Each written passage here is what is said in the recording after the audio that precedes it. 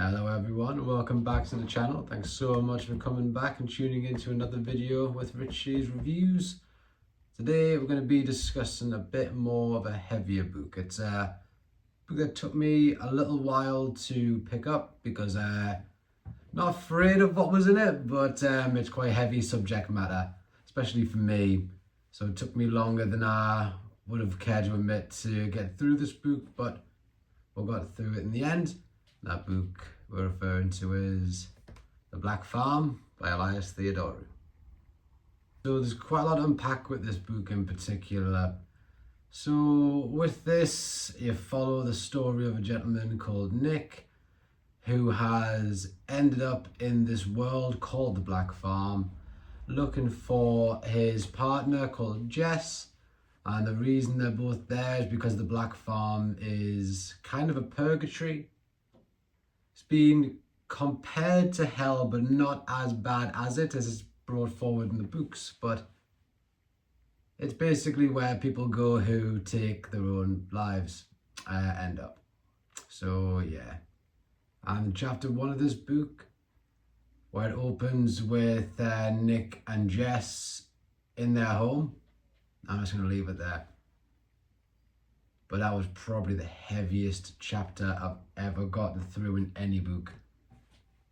But once you got through that, Nick finds himself at the Black Farm, where he comes in contact with a lot of crazed individuals, people who are there for the same reason he is, and also a lot of monsters, referred to as the likes of Pigborn, and the overall ruler of the Black Farm, the pig. But we'll talk about him a little bit later on. So upon the chapter 1, and Nick finds himself in this place, his first protocol is to find where his partner Jess is, which, without boring you with all the details of it and spoiling anything, he does find her. But how he does that and what he has to do to get there is very much up to your own reading. You have to have a look in the book to find out for yourself. But I would mention he comes across quite a few different characters, one of which is called Muck, and you're gonna have a fun read when you come across the chapters where he is with Muck. But my actual favourite part of the book was actually a chase scene. He's with 2 other people, and then a 4th turns up as well, but I won't spoil that. And there's a very intense chase scene where they, without getting into it too much in depth, but they do think they came across an exit to the Black Farm, and they get very close to it. But the chase scene itself is very intense, very intense. It was actually, I bit my nails down to the core when I was reading through that. And it was fantastic, a fantastic part of the book. And it had a mad twist there as well. It was very, very good. But some of the characters you come across in the book actually are very likable. They all have a meaning within the book. There's no throwaway characters. They all have some part in pushing the story along. But as you get further into the book, especially into the final third of it, Nick's experiences really ramp up. You think that the experience of Muck was a bit heavy, but when you encounter these 2 angels right towards the end of the book, yeah, heavy that as well. But I really enjoyed it. Even with the subject matter itself, it really provoked a thought in me, thinking about the likes of afterlife, because I suppose it's quite a morbid thing to never really think about. But listening to that book really made me change my perspective a little bit more about the afterlife.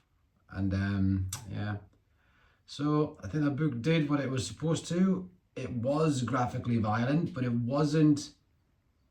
didn't do it just to shock, if that made sense. Every part of the violence had a reason. The metaphors that we used, I thought, really suited the book and the story it was trying to put forward. I just thought the book was actually fantastic. I'm actually in the process of reading Return to the Black Farm, its direct sequel. And I'm sure we'll do a video on that at some point. But The Black Farm, fantastic book. I would actually say an 8 out of 10 on the read. It's a fantastic, fantastic read. A very heavy book, very well done, very well written, and about a subject that is very... You have to be very careful with, I find, but it handles the subject matter very well. The only thing I wasn't a big fan of was the ending. And even personally,